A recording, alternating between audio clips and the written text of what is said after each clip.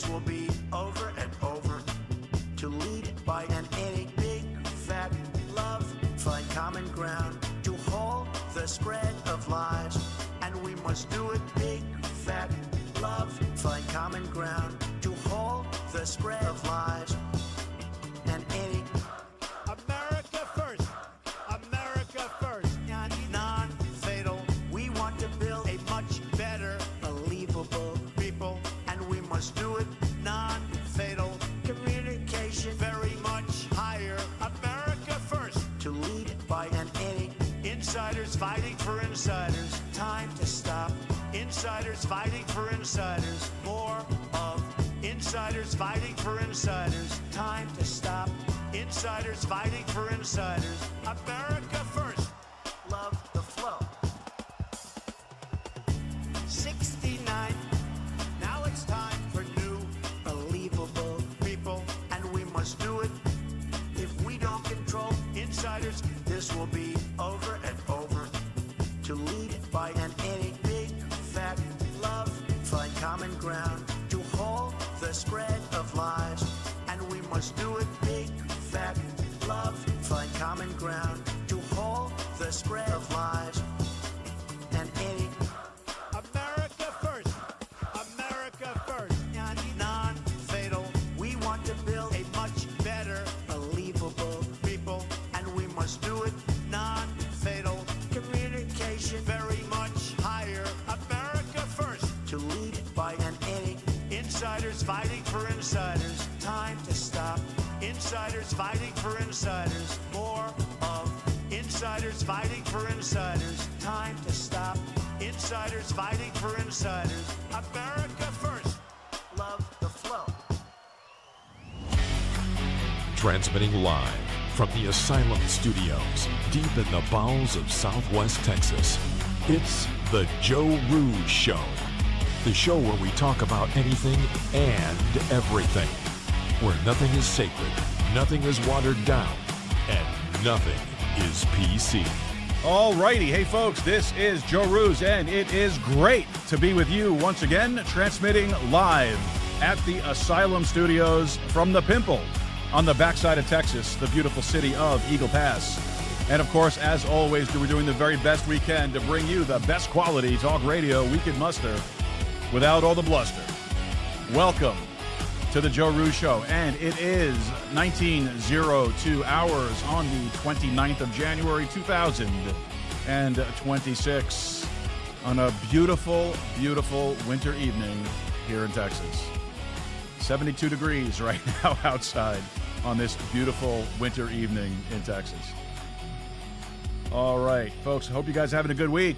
We've had a busy one. We've done shows every night since last Friday. Getting tired. Got one more tomorrow night. We got something going on Saturday. Got a show Sunday, show Monday, Tuesday, Wednesday, off Thursday. So we'll get through it somehow, some way. Folks, I hope you were able to catch the show last night also. We had Frank Joseph, award-winning author Frank Joseph, on the show last night. We talked a lot about his book. We talked a lot about growing up in the south side of Chicago in the 60s with the riots that took place and the protests that took place down there. Really great guy. Really enjoyed talking to him. So you need to check that show out if you haven't done it already. It's up there on Rumble. You can check it out. Or if you want to go to YouBoob, go to YouBoob. I don't know why anybody's still on YouBoob. I just baffles me. So if you're watching the show on YouTube, come on over to Rumble. That's where the fun is. It's nice here. The water's fine. You got to jump on in. It's pretty good. All right. Free speech platform. Primo free speech platform. So check it out. All right, come on over. That's where we are. We have 2 strikes on Rumble, like I keep on telling you guys. We got one more coming, and once that's done, I'm not streaming on Rumble anymore. I'm not doing the stupid little, sensitivity trainings they're going to make you go through to get your channel back. I'm not going to waste my time with it because I'm not going to do it. So start following us on Rumble. Come on over. All right, that's where we will be. All right. Now, folks, just a couple of quick reminders. We have our guest, Daniel Gray, is waiting for us in the backstage area, so we're going to bring him up here momentarily. But got some housekeeping stuff that we always do, so let's get through that really quick. Folks, don't forget that this is a live show, weeknights, 7 p.m. Central Time, 7 p.m. Central Time, 8 p.m. Eastern Time, live on Rumble, live on YouTube, and, of course, live on audio throughout the modern 2.0 platforms. So check us out. There's plenty of places to find us, and we look forward to having you join us on our journeys here. All right. Also, very, very important thing to do. If you are going to watch the show or you're going to follow the show, we need you to follow the show. We need you to like, subscribe, share the show with your friends, your family, your followers. Put it out there across your social media. Help us get found. That's very, very important to us. We're doing pretty good, actually, considering that I don't really promote too much. I don't have time to do it. But our growth is organic, which I love. I love that phrase. I saw it on Facebook today. I thought it was pretty good. Organic growth of your podcast is, that's the true measure of your success. Well, I just appreciate the growth, but organic is good. We're not forcing it. We're not buying people. You can do that. Did you know that you can actually buy viewers and subscribers? No, we don't do that. And it's obvious if you look at our numbers, but we're getting there. We picked up, I think, 10 subscribers in the last couple of days. So we're very thankful for that and welcome them aboard. And hopefully you guys will stick around for a while and let your voices be heard. All right, let's see, podhome.fm. That's our host audio platform. Great platform to be on. We've been on there for 3 years now. They are a sponsor of this show, and we really, really do appreciate them. Podhome is the most modern and easy-to-use podcast hosting platform you're going to get out there. You can use it to publish your episode, enhance your audio, automatically generate chapters, titles, transcripts, show notes, cover art. If you're intrepid, you can do chapter art. I don't know why you would, but you could if you want to. So the chapter art, you got show notes, you got all that great stuff. Now you can actually upload your video link to your audio. And on the modern podcast apps like True Fans and not OnlyFans, True Fans, Fountain.fm, Podverse, Pocket Cast, all these great apps, the listener has a choice. They can either watch the video or listen to the audio. So you can do that with Podhome. I don't think you can do that on any other platform right now. And that's great. So Podhome, check them out. You also get to stream your audio live like we do, like I just told you. You can listen to it on the modern podcast apps. You can listen to it on our website. We have a beautiful HTML media player that Podhome provides to us. And it's fully functional. You can use it. It's beautiful. You can customize it, do what you want with it. It's great. Check it out. Also, if you don't have a website, say you're a podcaster, you're just getting started, Podhome will give you a website, no additional charge. You get all of that, everything that you need to put together a podcast for a monthly subscription of $15.99 a month. That's it. Just $15.99 a month. And if you sign up today, you get 30 days free. So try it out. Go to podhome.fm. That's podhome.fm and try them out. All right. Also, just want to remind you to head over to our website, joeroos.com. And when you get over there, make sure you look for the contact section, open up that little web form, and send us over a message. Let us know whatever's on your heart, whatever's on your mind, any questions, comments, cares, or concerns that you might have.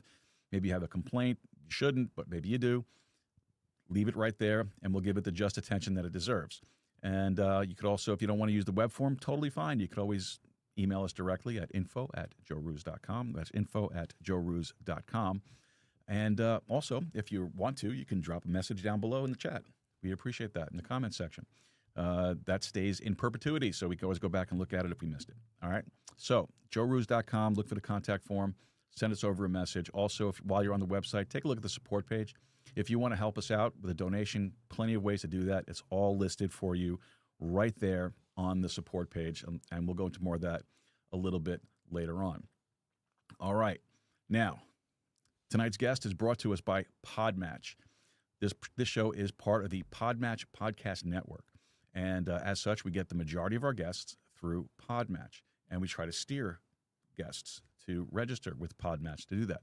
So you want to find out more about this show and more about me, what we do, go to podmatch.com/member/Joe.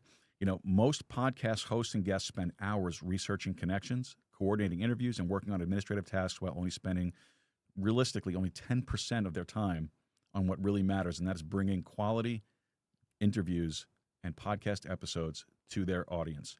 Podmatch allows you and your guest to reclaim that time through automations and streamlined processes so that we can focus on creating content that serves our audience.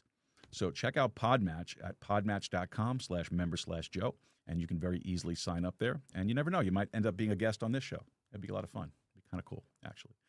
All right. Well, with us tonight is Daniel Gray. Daniel's the author of The Men from the Medium, a memoir that he wrote entirely by hand while incarcerated after a life-altering personal legal struggle. And he'll talk more about that when we get into the show here. Now, Daniel also speaks about accountability, redemption, and rebuilding life from the ground up, using his own story of transformation to challenge us to think beyond ideology and embrace responsibility. Daniel, welcome to the show, man. Hey, thank you for having me on, Joe. I'm very glad to be here. Yeah, man, this is great. You know, when I saw your profile up on Podmatch, I was really intrigued by what you had posted up there, and I didn't know all the details of it. I learned more about it as the days were going along here, and man, you got a story to tell.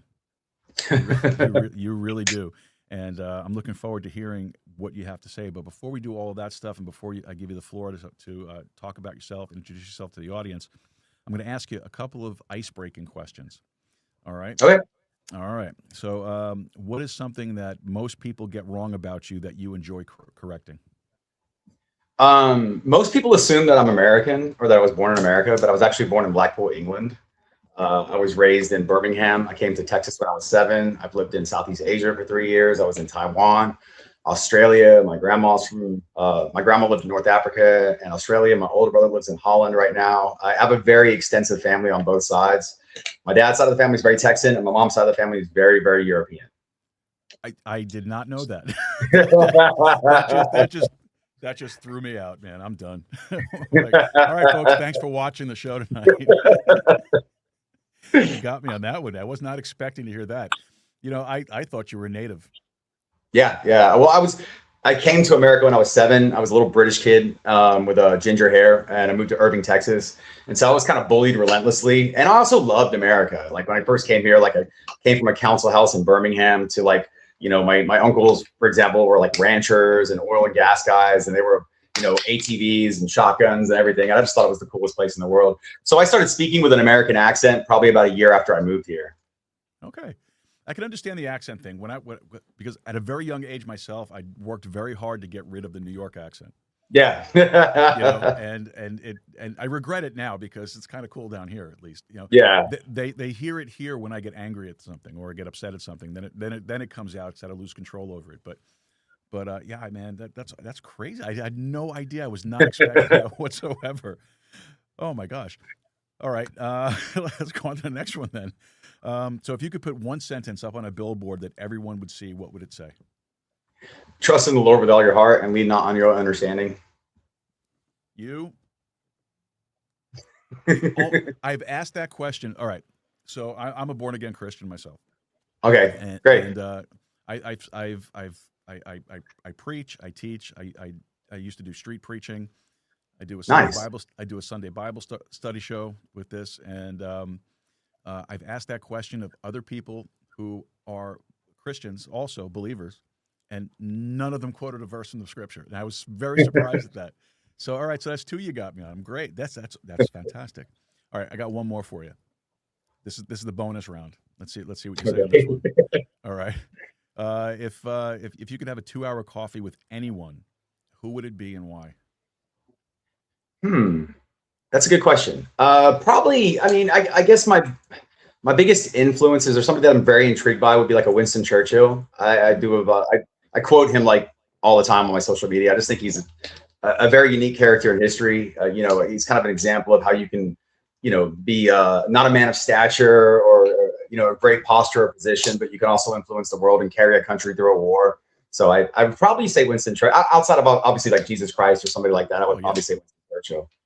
That's awesome. I like that. That's good. That's the first one too. I haven't had a Winston Churchill. I've had a few really interesting ones, but never a Winston Churchill. That was good. I like that. All right, so you're 3 for 3 here. I'm going to give you that. Yes, look at that. I'm off to a great start. we'll give you the infield hit on that one. Okay. All right. All right. So all right, Dan. So why don't you tell us about yourself and tell us about, you know, what led to your incarceration? So, I mean, I'll just get right into it. I'm one of the January 6th defendants. You know, I was arrested on May 17th, 2021 for my involvement in the whole January 6th, the Capitol riot. I ended up facing 37 and a half years. I had probably about a 4-year indictment that I went through.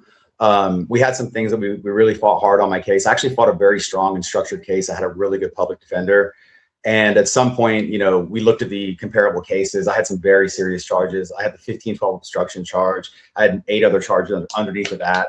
And we structured a plea agreement that sort of satisfied what I was looking for. Also, it put me in a position that I was, not going to face a whole lot of time in prison. The prosecution was asking for 6 years on a plea. We went to sentencing.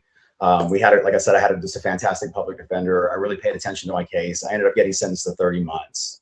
And so it was weird. Like right before I was going to prison, I had, at some point I knew the inevitable was coming. I'm going to prison for this. And I had so many people on my social media pages and so forth. They were like, you need to write a book. You need to write a book. You need to write a book.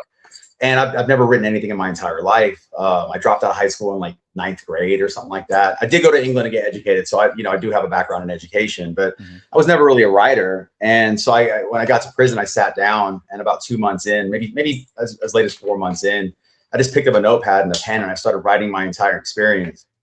And really what I was doing is I was kind of documenting everything that I was going through. I found a starting place where I wrote about, signing my plea agreement. I gave my life story. And then, I wrote everything that sort of got me to that situation, the mindset that I was in and so forth.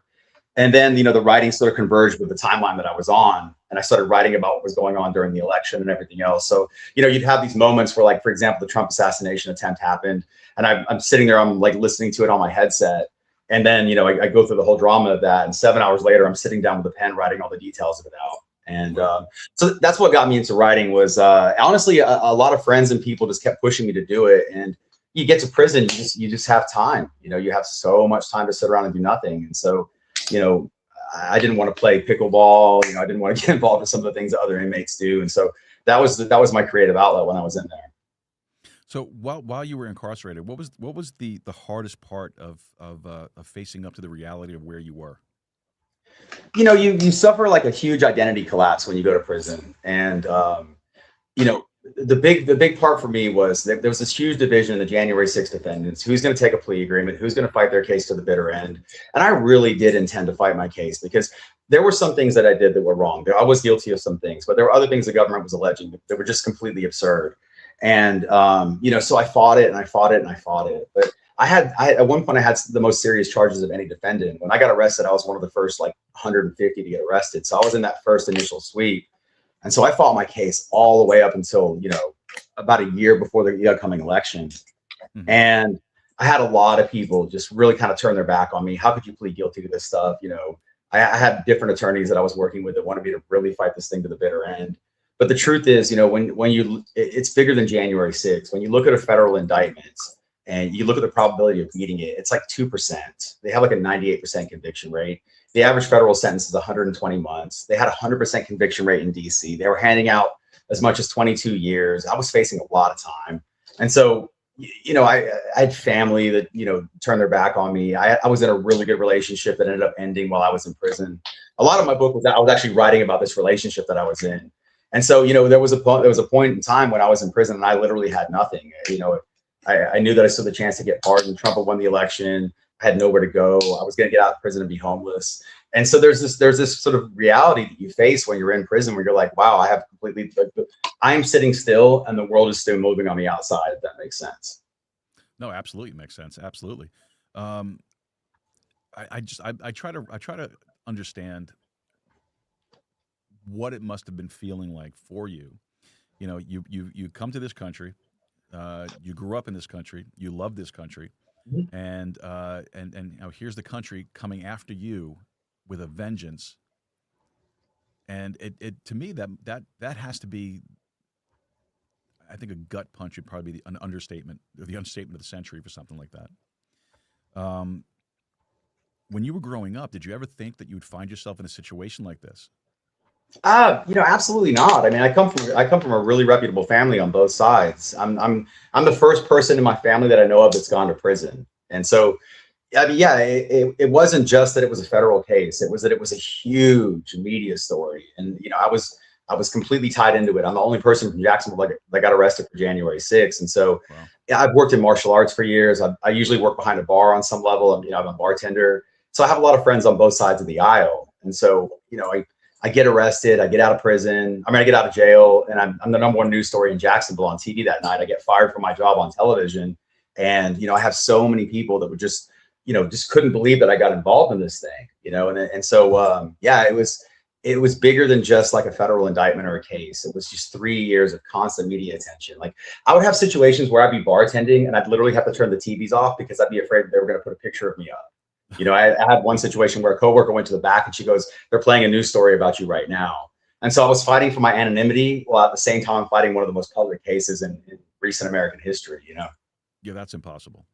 Yeah. Just and on some level, it's something, yeah, I'm sorry to jump in, but on some level, it's something I'm always going to deal with. Like I live a very, very measured and normal life, but even as recently as a week ago, I was sitting around some people and they were talking about January 6th. And I'm just like, oh my goodness, Yeah, it is a topic of conversation still. A lot of people talk about that. As a matter of fact, when earlier today, when I mentioned that I was going to have you on the show, a bunch of people that I know that have followed everything from January 6th, like just such the minute details of it. They were like, "Well, you have to ask this and you have to ask that and you have to." Well, look. When you have your own show, you could ask all the questions you want. But a lot of people are very interested in this, and I think it caught the country by surprise just how fierce the government went after. I mean, obviously, we call it a Fedsurrection because we know that the federal government incited the majority of all the disruptions that took place that day. And, it's the fierceness that the government went after the people that were there. We were talking briefly before the show, how you look at what's going on, like, for example, in Minnesota right now with the riots that are taking, because that's not a protest. That's beyond a protest. That is an actual insurrection. That is actually what January 6 folks were being accused of doing. That's taking place right now in Minnesota. But how swift the federal government was able to come down and track down people and get them in handcuffs and perp walk them. In the meantime, you have this going on over here in Minnesota. I mean, how does that make you feel as somebody who went through something like this and actually got drawn in by that fishnet and were tried and convicted on it? I honestly, I have a very unique take on what's going on in Minnesota because, there were a lot of things that got me involved in January 6th. And my involvement in January 6th, it was kind of a long flow from COVID. I had a really, really bad marriage. I ended up having an overdose. I ended up homeless. And then, I end up in an apartment in Atlanta and I'm just doom scrolling all this, social media stuff. I got really deep into the Jeffrey Epstein stuff and so forth. And I went to January 6th not knowing what I was getting myself into. I mean, honestly, nobody really could have known, but I did go there with kind of I would say a malicious heart. And so I look at a lot what's happening in Minnesota, and sometimes I see some of these protesters and it might seem weird, but I almost want to reach to the screen and be like, don't do this to yourself because you don't understand what the federal government can do to you if you get on the wrong side of them. And there's a lot of misinformation. Like I said, I have tons of friends who are liberal on my social media. I'm reading these posts where they're like, oh, these guys are not real officers. They can't arrest you. And I'm like, if you obstruct a federal officer, it could be up to a 20-year charge in prison. And these guys have the right to use lethal or deadly force if the situation deems it. And there's been a lot of situations lately where people are debating that. But the brute fact is, if you get in front of these agents and you act in a certain type of way, there's going to be a response to it. And sometimes actions and consequences aren't always equal, And so I look at that as people don't really understand what they're playing with when they deal with the federal government, and they don't really understand what the consequences can be like. And that's kind of my whole take on what's going on over there. I think a lot of people are I see some people on the hard right, they're really pushing for a very, very hard response. They're talking about the Insurrection Act and so forth. And when you've been through a situation like me, and I really had to reconcile with some of the anger and the hostility that I had in me, and I came out of it peaceful. I really did. I sought the Lord while I was in prison, and I got to a place where I'm at peace with everything. And so I genuinely don't want to see people have to go through what I went through. Yeah. Now you've spoken a lot about accountability. So how do you define accountability in contrast to what a lot of other people think about it? Well, the easiest way to put it is accountability is the only real pathway to grace, because if you don't have accountability, then you kind of mock grace, don't you? and I ended up in this situation where, there were some big mistakes that I made. I look back and I go, that was something I probably should have avoided for the amount of time that it took from my life, the identity collapse and everything else that I went through. That was a very, very hard situation to go through. But then I went to prison and I met people in prison who were doing 20, 15 years. And some of their cases were similar to mine, where they call it charge stacking, where the prosecution will put a big, heavy charge on the top. And honestly, you're guilty of these bottom ones, but they're going to play for that top charge and they're going to force you into a plea agreement. And some of these guys ended up getting 10, 15, and 20 years, and I did 9.5 months, and I got pardoned by the president. I walked out of prison. I don't have a criminal record, and so I received just an unbelievable amount of grace compared to what a lot of inmates do. And I had to reflect on that. And I had to sit back and think, what is my true experience here? Am I a victim? Am I somebody who was taken advantage of? Is that true? Is that not true? Or is that important? Or am I somebody who ended up going through a really tough situation and ended up receiving a lot of grace and mercy for it? And so, it would be remiss of me to look at my situation and just kind of thumb my nose at it. I have to look back and say, I got myself into a tough situation. I had some serious drug and alcohol problems at the time. I ended up overcoming a lot of those just by going to prison. I look at prison as being grace. It was a redemptive place for me. I got to sit down and write a book too. And so accountability, it sort of dovetails into grace, like if I don't put myself in a position to say there were things I could have done differently, then, I'm kind of mocking that grace, I think. Yeah, I agree with you. That's a great point. I like that point too. That's important. Now, when you were in jail, in prison, you wrote a book. You wrote your memoir. Yeah. And interesting, you wrote it by hand. I did. Yeah. So, and of course there are reasons for that. How did writing your memoir by hand teach you about processing your suffering? That was huge, because I didn't set out just to write a memoir about January 6th or to sort of absolve myself. I really wanted to make sense of everything I was going through. And the backstory on it was I was dating a woman at the time, and she was a very, very liberal woman. I met her when I was homeless. She moved me into her house. She was actually a huge part of my case too. And so she was a big reader. And so I was like, I'm going to write a book, and I'm going to write a book. It's going to dovetail into our relationship. And so, I was writing about all the situations I went through with my previous marriage, the drug and alcohol issues, the identity collapse, and so the redemption that I was finding through my relationship. And it was tough. It was very tough to sort of relive some of those moments and kind of put myself back into that mindset. But it was also incredibly freeing, because once you put something on paper, you sort of remove it from yourself, or you at least give it distance from yourself. And I didn't really know what I was doing. I really, I was just kind of writing and writing and writing. And I got to the point, I got about 90% of the book done before I got out. And when I got out, that was like the hard part, because I got out and I was homeless and I had to deal with, there was so much media attention about the January 6th defendants. I wanted to be away from it. And, I'd lost my relationship. I was, dealing with all these different things. And I finally got some stability in my life. I sat down, I finished the book. I was like, I'm going to finish this book. And it's just a completely handwritten book. And this is where it got tough, right? Because I had to get it onto text somehow.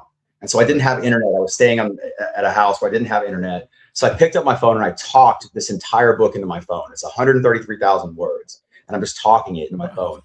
And in talking it into my phone, I'm like talking about these events. And I'm telling my story again. And I'm like literally having moments where I'm just collapsing, because I'm like telling these really, really hard parts of my life and so forth. And I'm just like, and I'm in this dark apartment. I'm just 3 months removed from this entire situation. I'm having to relive the whole thing again. But I get it onto text and I'm like, okay, I've got this book finished. I've got to see if it's good. I sent it to a friend of mine who also knows a writer. He's a very reputable guy. And I said, tell me what you think. Tear this thing apart. Tell me how bad it is. And I was expecting to be, he's not a BSer. So I was expecting to be critiqued. And he sends me the book back, or he sends me a message back about 2 weeks later. And he's like, Daniel, this is a really good book. You bared your soul and it's a compelling read. And I'm like, what do you mean? I just wrote this by hand. Like, I haven't even gone back and revised it yet. And he goes, no, this is about as close to a finished book as you're going to have. You need somebody who can fix your punctuation and get some, grammatical errors out there and some clarification and some capitalization and stuff like that. But this reads like a real book. And I was like, and so I sent it to 3 or 4 more people, and I got the same feedback. They were like, dude, I read this thing in 2 days. It's fantastic. And I wasn't thinking about it, but I was like, it kind of makes sense, because it reads more like a war memoir, like a day-to-day war memoir, than it does like a polished journey. Then I put it into AI, and I got into AutoCrit, which is like a writing software. And I was like, okay, let me get some, objective, independent feedback on this. And AutoCrit said the same thing. They're like, this book is a good book. It has finished arcs. It's a strong narrative book. And I was kind of blown away by it. I was like, "You got to be kidding me! I wrote a book by hand in one shot. How is that even possible?" And so, I've sent it out to a few people. It's coming back right now. I haven't actually got it to publishing yet, but I'm going to end up self-publishing it unless I can find somebody who wants to pick it up. But the hard part with that is obviously I'm a January 6th defendant. The big five publishers probably are not going to want to publish a book about a January 6th defendant. I shouldn't say that because you never know what's going to happen. But that's my stopping point right now. That's when I started doing some podcasting and social media stuff and started talking about it and seeing what I can do for myself. Well, if you need a publicist, I know somebody who's excellent. Okay. And I'll send you his contact information after the show. And absolutely. I need all the help I can get at this point. That would be fantastic. Yeah. Yeah, you should reach out. We're kind of like we're partners on the show, and like I'll interview a lot of his clients. Okay. And yeah, that'd be fantastic. He's fantastic. He knows the business, so he might be able to help you out. So I'll send you all his information, and hopefully you guys can get connected. Awesome. Yeah, that'd be great. Because the story you have to tell is an important story, and it needs to get out there. And I want to help you as much as I can. Thank you. So what do you hope that a reader who's never faced any real consequences walks away with? Just honestly, the process of dealing with something like this, and the first portion is obviously the accountability portion. Like, how did I get myself into this situation? But the most important thing I think is that God can turn any situation around. And I had this moment where I realized that like I've actually gone from being a felon to somebody who's finished a published work, and I milled it over and I milled it over, and I'm like, what actually happened here? And it begins with a mindset change. I was really stuck in these old mindsets, and I was really stuck in my way of viewing the world. And I was just upset. I was so angry at the left. I was so upset with everything that I'd gone through. And then I realized that everything that I was harboring inside of me was just hurting me. Like what is the point and what is the benefit of me staying angry for the rest of my life?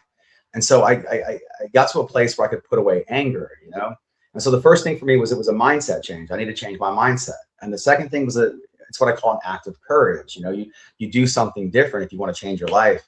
And for me, that was sitting down with a pen and paper and just starting to write this whole story out, And I had no idea that I could bring this thing to completion. I had no idea I'd be on a podcast with you one day. I thought I was going to be in prison for years, and I was going to have to, have a criminal record when I got out and deal with some real difficulties that just didn't happen.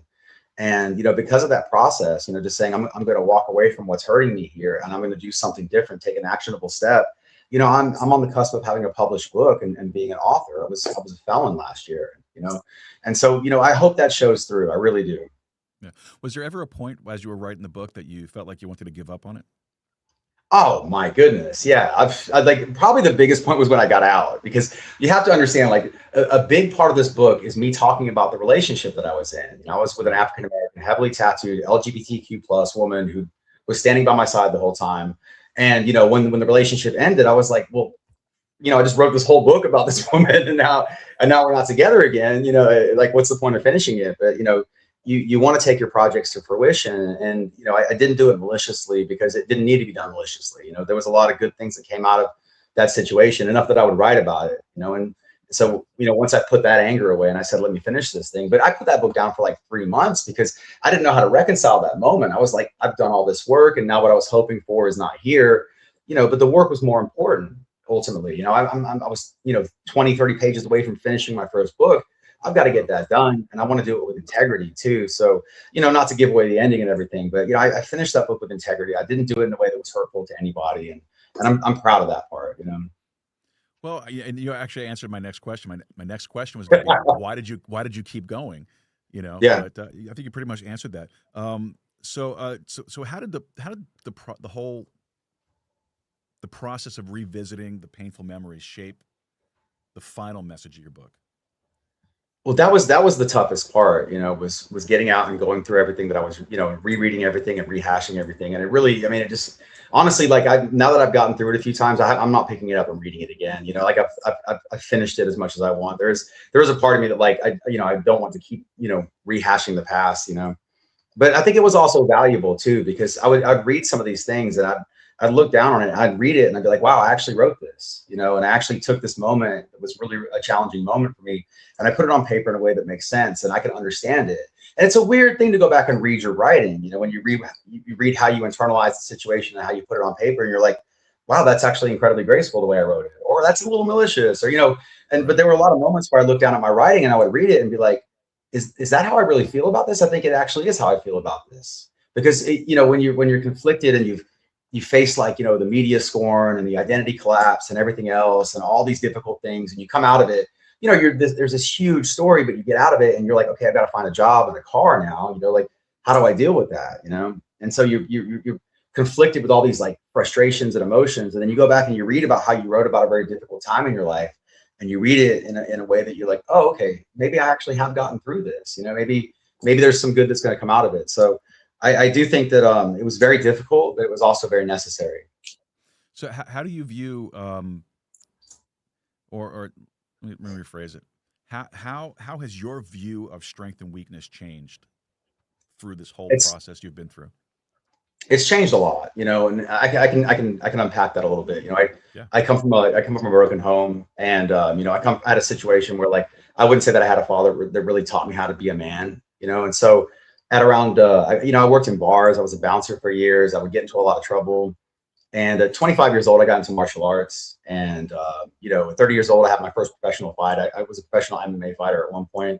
Was not a good one, but I was one. And I moved to Asia. I fought in Asia for 3 years, and a lot of my identity was built around, projecting strength physically. I wanted the world to see me as being somebody who was tough, somebody who was dangerous, somebody that you should worry about. And that's not sustainable in the long term. At some point you're going to have to reconcile with the fact that you're going to get older, or you're going to end up in prison if you behave that way.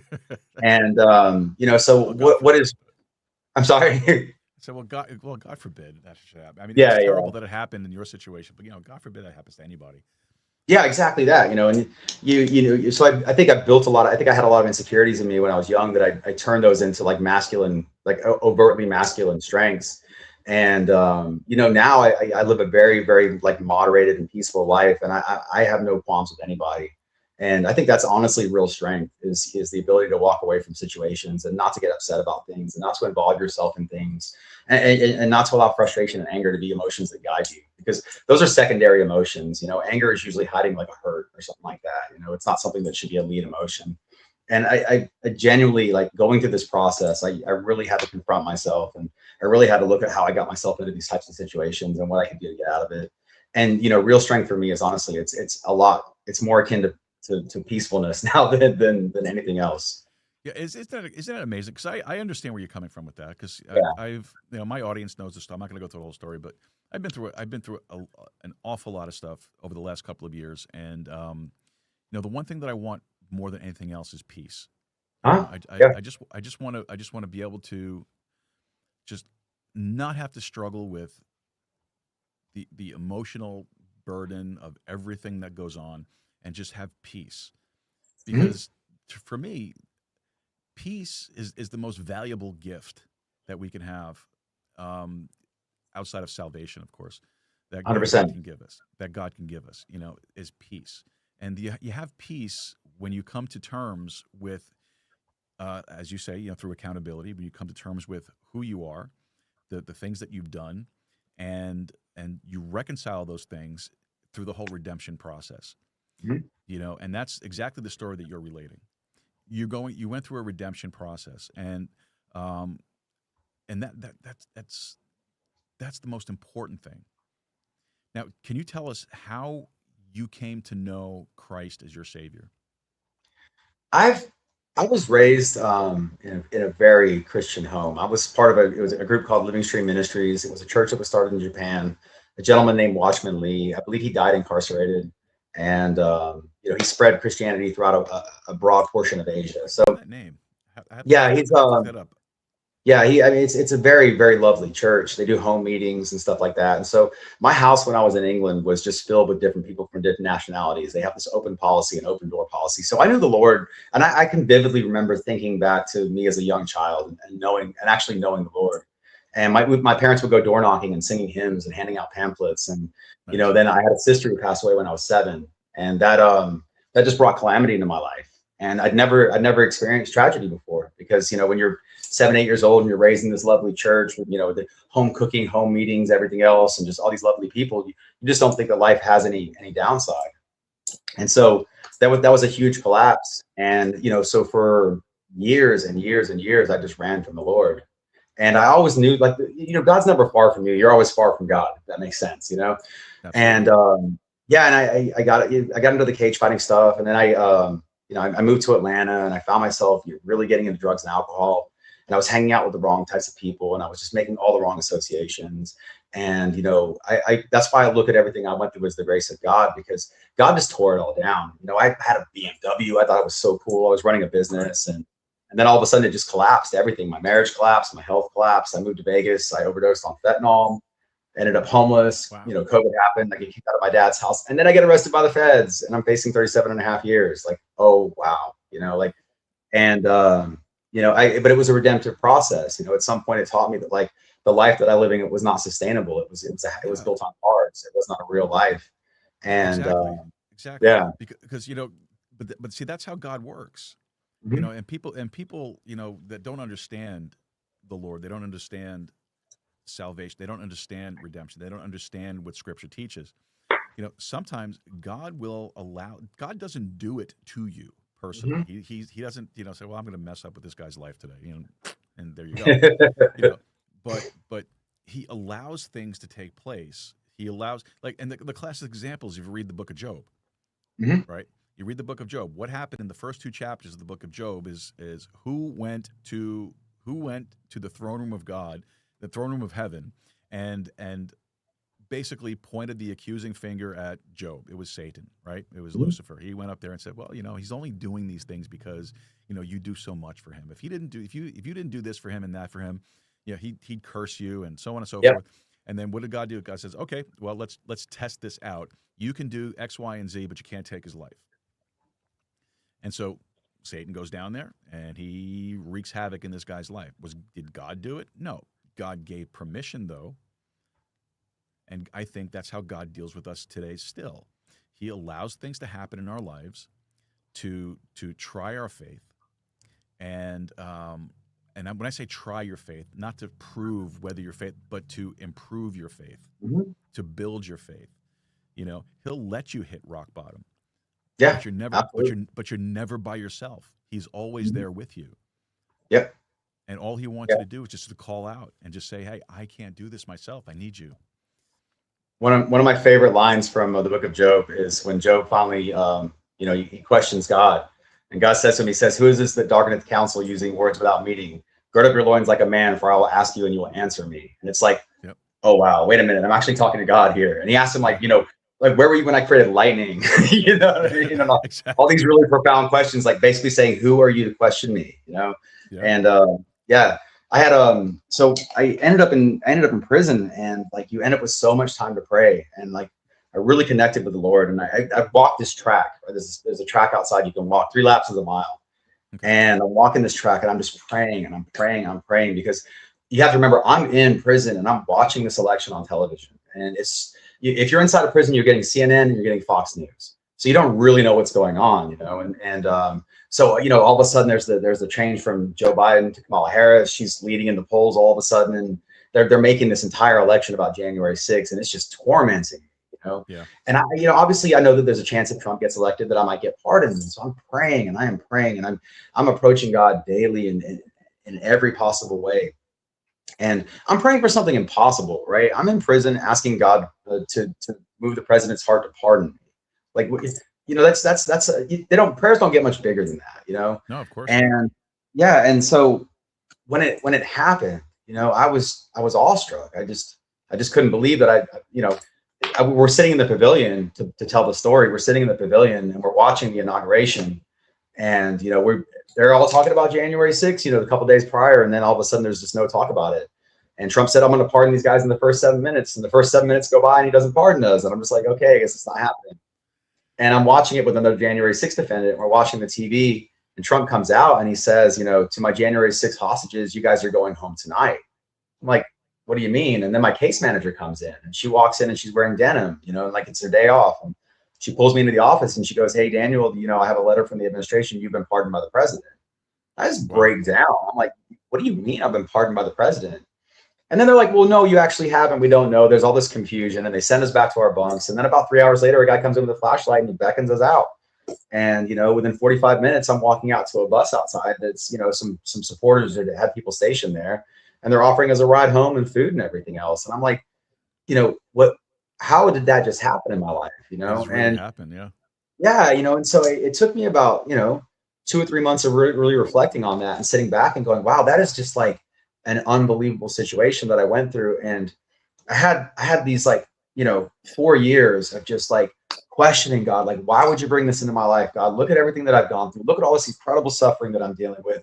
I've lost, my marriage is over. I'm having health problems now. Like I'm facing a life sentence. My name's been trashed in the media. What in the world are you? What is the point of all this? Like, is your intention to punish me? And then there's a what is the verse where it says, I can't think of it right now, but there was a verse that came to me that was like, it talks about the will of God. For this is the will of God in Christ Jesus concerning you. And it's rejoice always, pray unceasingly, and in everything give thanks, Yep. And what I realized was I didn't have to do anything. All this was preordained. At some point the president this was going to happen. In God's perfect judgment, he looks down and he sees the beginning and the end. And I'm going through the struggle and I'm like, Lord, how could you bring all this into my life? And, why won't you answer my prayers? And God's like, I answered it. It's just in a year. If you just calm down, if you just rejoice, pray, and give thanks. Be patient. Yep. Yeah, just be patient, trust my timelines, because you're finite and you're looking at what's in front of you, and I'm seeing the beginning and the end. And that was the profound revelation that I had, is that like God is active and moving and answering prayers. It's just that we're expecting, the instant result of things. And Well, sometimes not only are we expecting instant results, but we're also Yeah. expecting the spectacle of it. We're Yeah. expecting the heavens to open and the flash of lightning to come down and all that stuff. Yeah, that's very true. And that's unfortunate. Sometimes it's and the scripture talks about that still soft voice. Mm-hmm. That you hear. It's like when I got saved on July 20th of 2000, and leading up to that, things were being moved around in my life to get my attention. I grew up Roman Catholic. That didn't really end too well. I had issues with that, and my uncle was the first person in my family. I'm like shortening up the story, but my uncle was the first person in our family to actually step away from the Catholic Church, and he went to a Protestant denomination, and then he ended up going to Bible school, seminary, became a pastor in that organization, and I idolized my uncle growing up. And I looked at, he was like the end all be all of everything for me. And when he would come home from school, he would bring his theology books and his textbooks and all that stuff, and he would leave them there on his breaks, and then I would read them, and I'm only like, 10, 11 years old. Oh, wow. And I'm digesting all this stuff, and then I would go to catechism class, and I would get in trouble because, well, that doesn't say what this says, and I believe this because my uncle is a pastor, and he taught me this, and I'm reading this, and then my uncle would take my catechism books, and he would rewrite them. I would open it up to class that day. I would open it up, and there would be big red X's through sections of the paper, and with a stapled attachment to it, and said, "This is what really happened." Oh, wow. And he'd rewrite this thing, and so he was a very big influence on me. And the straw that broke the camel's back was when I got into an argument with the priest, and when I had to go to confession, and I said, "Well, why am I going to talk to you? You can't do anything about it." And this part I'll never forget. I mean, I paraphrase a lot of it, but this part I will never forget is the day that he took me by the arm, literally carried me outside the church and handed me my mother and said, "We don't need his kind here." Oh, wow. And my mom said, "Fine," and that was it. And didn't set foot back into a Catholic church for many, many, many, many, many years. But I followed my own path. I did my own thing. And long story short, I got reassigned. They partnered me up with this beautiful lady who and when I say beautiful, I mean just in soul and spirit and heart. She's a born again Christian, and they were like, "Well, she's going to talk your ear off all night long. Good luck." And I was like, "Well, I can handle that. I know what I know. I'm confident in what I believe." And as soon as she got in the car, we started arguing, boom, boom, back and forth. Not like viciously arguing, but like debating. And long story short, one day she said, "Check out this radio station. It's a Christian radio station up in New York City, and check it out. You'll like it. Listen to it." And I did. And I heard guys like J. Vernon McGee, teaching the Bible. And I was like, wow, this is like, I'd never heard this before. This is amazing. And it's so relevant to me, not knowing that J. Vernon McGee at that point was already, with the Lord for who knows how long, I forget. But but it seemed so relevant to me in my life and what I was dealing with at the time and the things that I was thinking about and dealing with at home and so on and so forth. And it just made me want to study. Just want to go back to my Bible. I just grabbed my old dog-eared Bible that my uncle bought me in 1978, when I was 8 years old. And I started reading that thing again. And, the people around me thought I lost my mind. They didn't know what was going on with me. And that was all I wanted. So one night I decided, hey, I'm not going to listen to the traffic report. It's the same report every night. It's the same story, same traffic every day. So it was a Sunday night. I said, let me see what's on that station on a Sunday night. So I listened to the station, and there was a guy on there who was preaching, and it was a very unique type of radio show, or at least a Christian radio show, because he was preaching, and then he would stop and take phone calls and answer questions and pray with people, and then get back to the lesson, and then stop and then take more phone calls, and all that. It was crazy. I never heard a Christian radio show do that before. So I was intrigued, and I was listening to him, and he was preaching a message on hell and who's going there. And the long story short is that the still soft voice, I'm listening to this, and it just seemed like at the end of every sentence he was saying, I heard, I'm talking to you, Joe. Mm-hmm. This is for you. That's what we should expect. Not the thunder, the lightning, the pillars of fire coming down from heaven. Is we have to be receptive to that still soft voice. We have to listen to God. If we would just shut up long enough, and I would tell people this all the time when I would preach and teach and whatnot, if you just shut your mouth and listen, you'll hear God. And I'm not saying a literal voice, but you'll get that impression. The Holy Spirit will communicate with your soul and communicate with your spirit. You got to be receptive. You got to be understanding of that. You got to listen for it. So I get you. I don't know where we went off on the track on that one. That's fine. That's a great story. Somebody out there needed to hear that. So that's an outstanding story. I mean, I had a situation. I talk about it. It's in my book as well. But I found myself in Vegas, just in a 300 square foot apartment, and all of a sudden I'm never somebody who really was somebody who used drugs in my life. But I went through a tough divorce, and of course that was all the reason I needed. And I was walking on the Las Vegas Strip, and the night I've been doing what I thought was cocaine, but it was fentanyl. And I ended up having 2 tonic-clonic seizures back to back. I chipped my front tooth. I bit my tongue in half, and I woke up in an ambulance. And so I go home, and I'm sitting in my apartment, and I had a conversation with God, and it was just very simple. It was like, Daniel, this is literally how you're going to die. You've traveled the world, you've done all these great things, and this is your expected end if you continue doing what you're doing. And that wasn't really the moment that things changed for me, but it was definitely the moment where I identified the problem. I was like, okay, I'm definitely out of control. I've made some really bad decisions, but I was so stubborn-headed in the way that I was. I was so full of all this a lot of anger from my childhood, and then the situations I was going through, and that it just projected forward, and I just wasn't willing to let go of it because I thought anger was strength. I really did. I thought anger was like, this is how I solve problems. This is how I move forward. And then I ended up with I had the federal indictment, and that handcuffed me, and I was like, if I make one more bad decision, I'm not going to be here anymore, and then so think of it like this, though.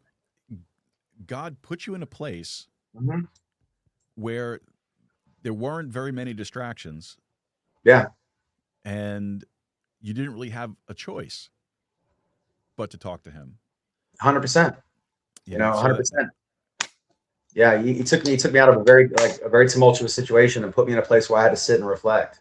And I didn't have television, or I wouldn't watch television because the only thing they watched was CNN in my dorm, and that was toxic to me. And so I sat down with a pen and paper, and I started writing. And the funny thing is, I don't even remember writing this book, and I don't mean that in like a abstract way. There's like 3 or 4 parts of the book that I distinctly remember writing, but the rest of it I don't remember. I mean, who remembers sitting down and writing for hours?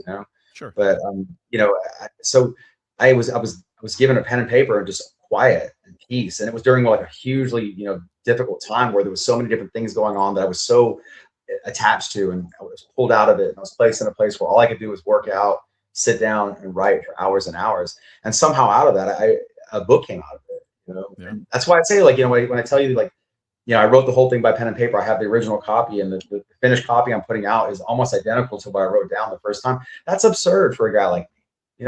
Come on, I'm not a writer. I no background on this. How did I write, a 400-page book, it's by the grace of God. I was put in a situation. Exactly right.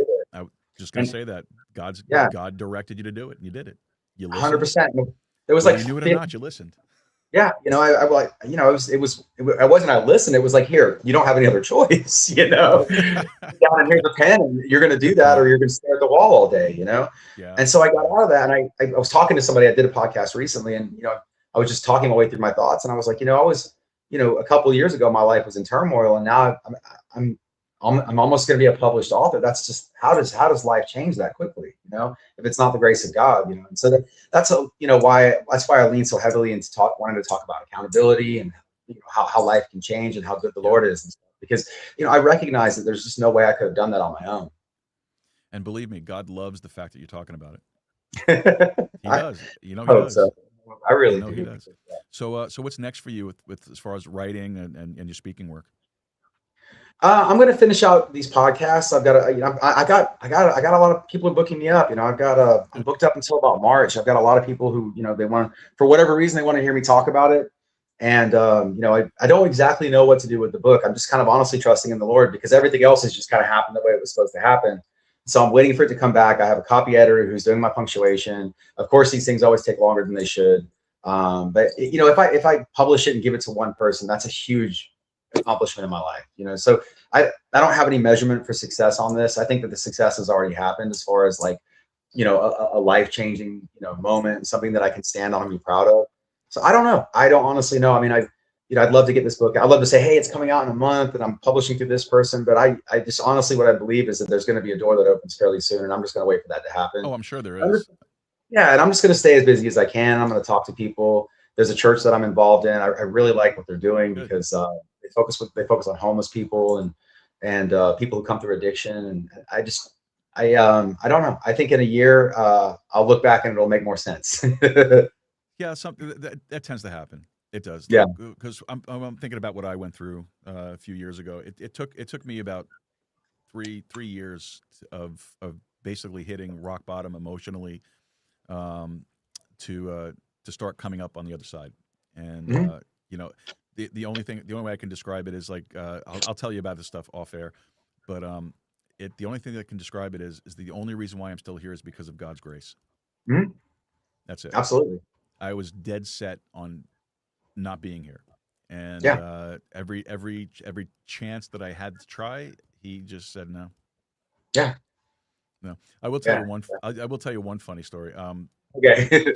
I was doing another podcast at the time when all this stuff happened with me, and I was teaching through I was teaching a series on the 5 T's: First and Second Timothy, First and Second Thessalonians, and Titus. Right. So there was a particular portion I was going through in Second Timothy where Paul was not admonishing or encouraging rather, Timothy to just stand fast, just keep going, keep pressing on, keep doing the work, keep doing it.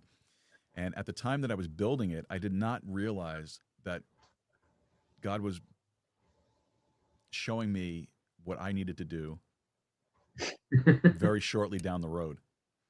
And I didn't realize that until, unfortunately, after. I did try to take my life at one point. And and listen, and so if anybody listening or watching, if you have a problem that you need to get counseling for, please seek counseling. Okay. Mm-hmm. I honestly, I popped a bottle of pills and I drank a bottle of Jack, and I woke up the next day with a headache. Oh wow. That was it. And I got angry, and I started, and I would pray, and that's why I think, in a lot of ways, God looks out for me like that, because what basically the sense that I got of it was, he was like, all right, look, just here's what I want you to teach next week. Yeah. Do this, and I had one of those. I had a Jeremiah 20 moment, where I was in prayer, and I told the Lord, I said, I am not preaching anymore. I am not teaching anymore. I am not speaking in your name anymore. I will go to church. I will sit there in the pew. I will keep my mouth shut. But I cannot ever tell anyone of how great you are because of what you just let me go through. Mm-hmm. And all he did was pat me on the head and say, okay, that's nice. So next week on your podcast, I want you to teach out of this. and he just wouldn't leave me alone. I was like, okay. You Yeah, know, yeah, and it's just the way God is. He is. You just gotta. He treats us like children because we hmm are, and 100%.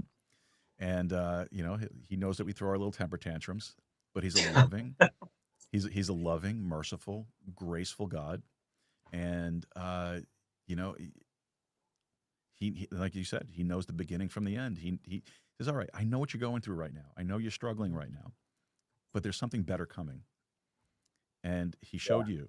He's in the process of showing me, and it's a great ride. It really is, and I hate to trivialize it by saying it that way, but it is. It's a great ride. No, You I start. think there's a certain amount of value in not taking your life too seriously too, and stepping Yes. back from it. I can't remember who it is, but it's in the Old Testament. There's somebody, and he reached out to God, and he's like, oh, the whole world is damned, and there's not one good person. And I think God tells him, he's like, here, have a meal and take a nap. And Yes. he wakes up and he feels better. And it's just, sometimes life is just that simple. It's like, hey, you know what? I know you're struggling today. Yeah, that was Maybe you should Elijah. go to bed. He is Elijah. Yeah, yeah. And he goes, It's and Elijah. I've always I held that close to my heart, because I have those moments, and I've had those moments where it just seemed like everything was impossible, and it just seemed like there was no way to get through all of it. And I look back and I go, man, a good nap and a good meal was really all I needed back then, because everything's gonna resolve itself the way it's going to. And there's no point in spending any time worrying about the future. Like, it's just exactly like what Jesus talked about. Like, what Exactly. is the point of spending any time at all stressing who by worry can add 1 cubit to your stature? Like, you can't get any taller by worrying or freaking out about anything. That's right. you know? And that was an absurd concept to me growing up. I'm like, no, I have to worry about everything. I have to be in constant control of everything. I have to be angry about everything. And I have to find, division in every single thing I do. And then you realize that you're just guided by your emotions and your feelings. And then, that's when I talk about seeking peace now, because it's not about seeking joy or happiness or anything like that. It's like, I just want to be able to be happy and be content with what I have and where I am. And that's literally I would never have learned that, Yeah, because that's there true. were times in prison where I was happy, and I was like, I'm not having a bad time here. And I'm like, wait a minute, if I could be happy in prison, why wasn't I happy in the free world? Yeah, no, that makes total sense. That makes total sense. And it's, your feelings are deceiving. Your Mhm. feelings are deceiving. They are. The devil knows how to use them, and he does that. He stirs things up. He makes you think the strangest things at times. He makes you think, the worst things, and or he at least tries to plant that little seed in your thoughts. You know, and you got to be careful of that. You do, because if you let that seed germinate, of course you're going to go down that path of bitterness and Of course. anger and frustration, and you're going to make poor decisions. You just got to, when you feel those things coming along, you just got to, just get on your knees and just Mhm. give it to the Lord and say, hey, Lord, this is what I'm thinking about. I know it's not right, and help me through this, navigate my way through this, and He'll do that. Um, Mhm. and I know He'll do that because He's done it for me. And I'm no special person. I'm no better than anybody else. And I like the Apostle Paul. I'm the least of all the saints. you Mhm. know, and which think about that. That's an amazing thing, right? Yeah. Certain religious denominations make sainthood a special thing just for special people. But that's not what the Bible says. The Bible says that the day that you put your full faith, trust, and confidence in the shed blood of the Lord Jesus Christ, you are a saint. Every one of the epistles are written to the saints at, the saints at, Mhm. the saints Yeah. at. Well, there was no Catholic Church back then. Oops, I said it. There was no Catholic Church back then that was dubbing people a saint. That was a Hospitality. big thing, that the church that I was raised in, they call each other saints. They Mhm. talk about the saints, and as far as the brotherhood and the fellowship, everybody, they refer to each other as saints. Yeah. Well, So yeah. if you're saved, if you are a blood bought, born again, Bible believing Christian, you are a saint. Mhm. That's what the Scripture says. It's not some special class of people. It's you, and you're not special. you know, I hate to be so blunt about it, but that's what it is. It's the No, truth. That's the that's the type of truth. Bible teaching that I came up with. Don't think too much of yourself. God will smack you down. Yeah, yeah. You should not think too highly of yourself, and you have to be humble in everything. That's Exactly. that's a big guiding principle that I have now, because I yeah, there's no point in me thinking that any of this has anything to do with anything I've actually done.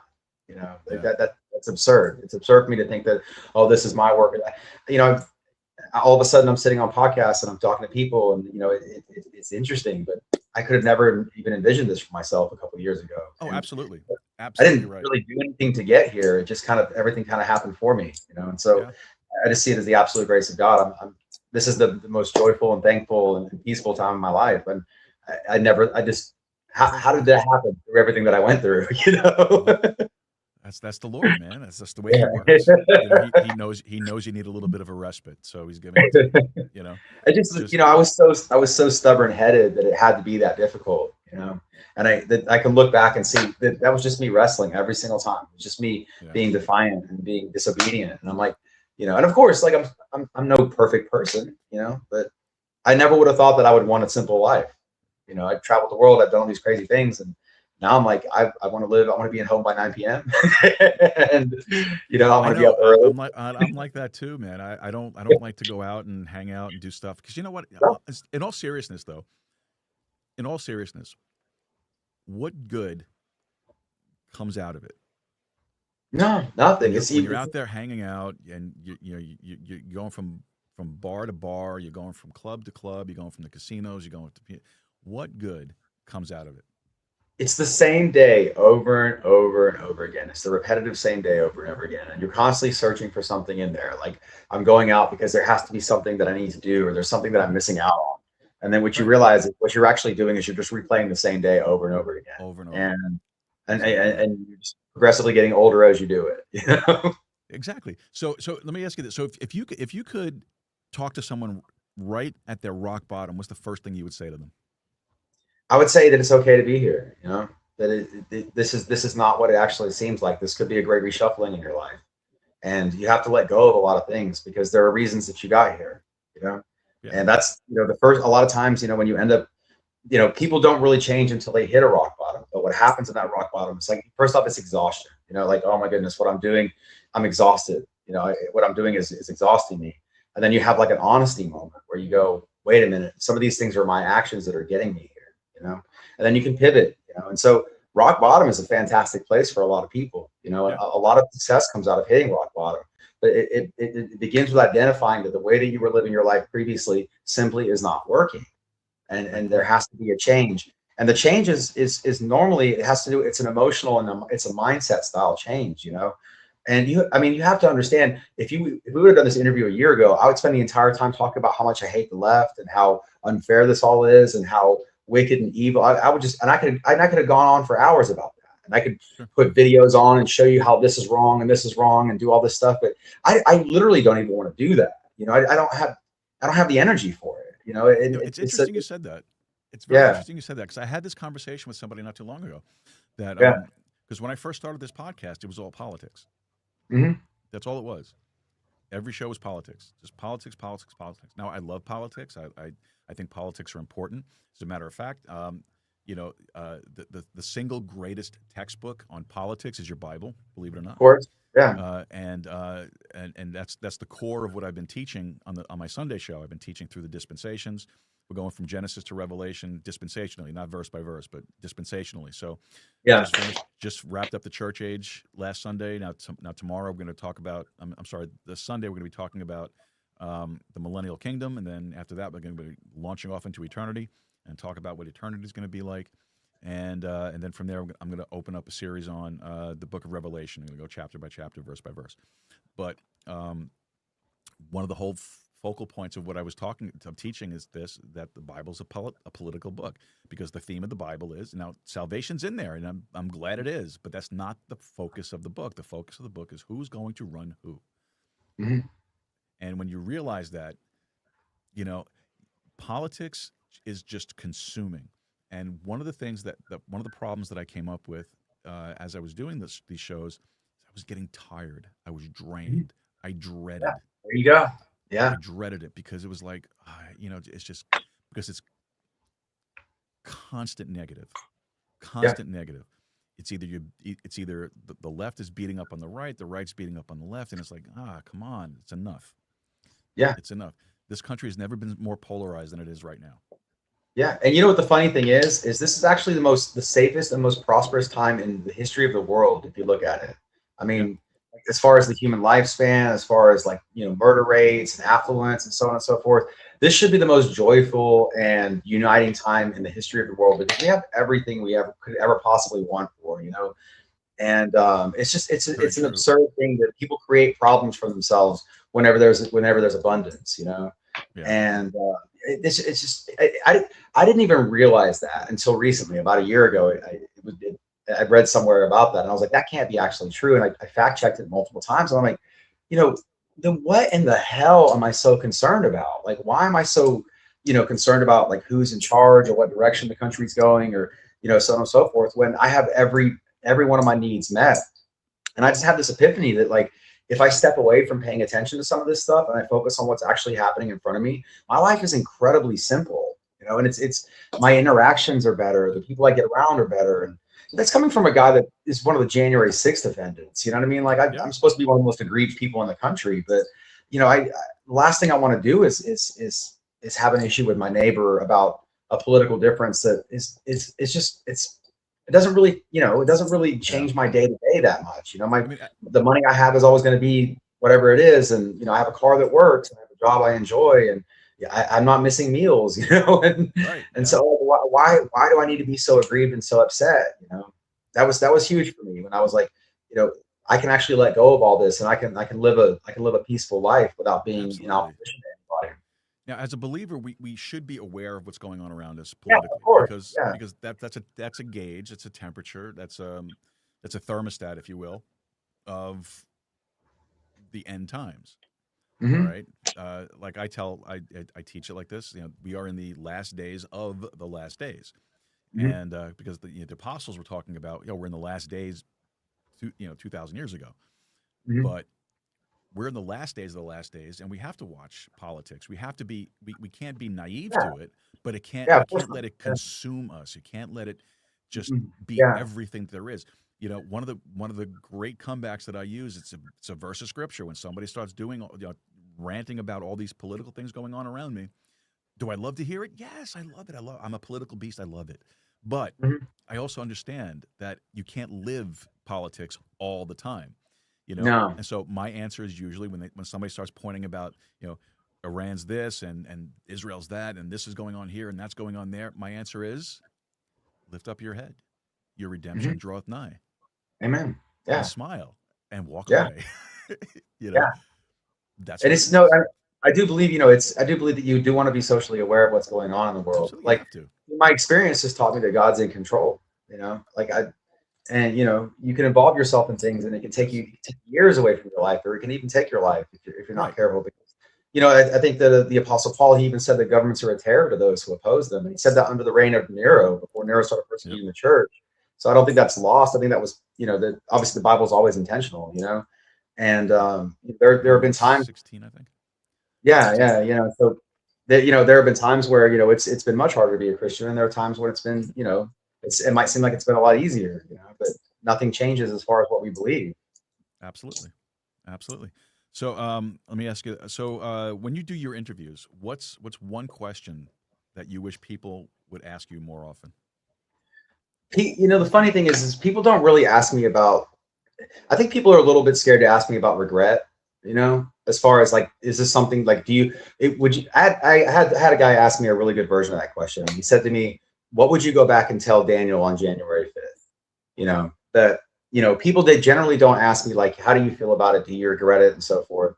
And the answer I have is it's regret is a hard word, because of where I am now. I can't look back on my past and say that I regret something, because it got me to a really peaceful place. But it's not something I would ever involve myself in again. The peace that I've earned through all this, it's priceless. I actually dropped out of a lawsuit against the government because I just didn't want to involve myself in it. There was a class action lawsuit, and all I had to do was fill out one more piece of paperwork, and I just couldn't do it because I started having all these thoughts about, I'm gonna have to be talking to attorneys and setting expectations and having false hope and being in these chat groups and being aggrieved, and when are we going to get this and when are we going to get that? Yeah. And I wasn't paying for the attorney. I just had to sign the paperwork, but I just could not put my name on the last piece of paper. I filled out everything but the last piece. And I just said, you know what? I just think I want to go out and talk about what happened. And I think I want to seek peace, And so that's that's something I think, people kind of shy away from because I don't know if they're worried about how I answer it, but the truth is what I've earned is so valuable that there's no, I can't, what I've gained, I hate earned isn't a good word, but what I've gained is so valuable that I won't surrender it for anything. Well, actually, you kind of touched on regret without saying it Mhm. throughout our conversation tonight. You actually did. Okay. So it's not like it's not. I just think to devote a lot of time to discussing regret is not profitable. Yeah. You know, Fair enough. but you can. I mean, you've alluded to it many times in our conversation tonight, without Mhm. saying it, without come out directly saying I regret this. But Mhm. and that's important because that's part of the healing process. That's part of getting through the whole thing and moving forward. You know, putting it's like the Apostle Paul says. You put the past behind you and you Mhm. press forward toward the mark. Mhm. You got to keep moving forward. Don't worry about what happened yesterday. Yesterday's yesterday. Yesterday's done. You can't do anything about it. Move forward, and that's what you've been alluding to all night. So, and I think that's great, and that's the way we all should be Thank you. thinking about everything. So who is someone that you respect right now, and what are they doing that inspires you? Who is somebody that I respect right now? I would say it's people like Roberto Quintero, who's a good friend of mine. He just runs a great family, and I've seen him really build himself up. Pastor Chris is somebody I respect. Just I've just seen him build his church. I have a great friend named Jesse, he goes by now. I've known him. I've seen him change his life, and I've seen him go from about as down as a man could be to preaching in the church. These are ground floor people that I know. And I've the one thing I really do have is I have great friends around me and I have great role models. So there are a lot Good. of just people that I know personally that I have a lot of respect for. That's great. That's great. So where can folks go to find out more about you and about your work? The easiest way is obviously going to be Facebook. That's where I'm most active. It's Daniel Gray, Gray, author. It's going to be me in a hat. And I did start a website. It's danielpaulgray.com. I'm gonna try and get that more organized, but it's got some links and stuff like that on there too. So either one of those. And I'm somebody who's not hard to reach. If you want to reach out, if you have questions or anything else like that, I'm happy to interact with people. Awesome. Awesome. Great. And we'll make sure we have all that stuff in the show notes so people can track you down. And if you want to just hang out backstage for a minute while I close this out, we'll wrap up privately after that. Okay. Awesome. Thank you very All much. right. All right, folks. Daniel Gray. Thanks you, brother. I appreciate you. God bless you. And man, just keep fighting a good fight. Just keep fighting that good fight. All right. So, folks, great conversation. What a great guy, man. I really enjoyed the conversation tonight. This was really good. And I don't know, maybe we'll convince him to come back on a little more regularly. We'll talk about other stuff too. So we'll see how that all works out. All right, folks. I left my hat over there, but okay. Well, taxation's theft. We all know that, all right? Anytime the government, gets involved, where they have to put a gun to your head to get you to comply with something, it's not a good thing, and you wouldn't be doing it if they didn't make you do it. But since they make you do it, let me tell you a little bit about Diamond Dynasty Tax Group Legacy. Okay. Diamond Dynasty Tax Group Legacy is a business right here in Eagle Pass. You can reach them at 830-867-7106. 830-867-7106. They did my taxes for me last year. They did a great job with it. They really they maximized the return. They minimized all the stress that I had to deal with, and they did a really good job. So you want to check them out. Diamond Dynasty Tax Group Legacy, 830-867-7106. And if you're listening and you're out here in the Eagle Pass area, you're helping a local business. So that's always important to do.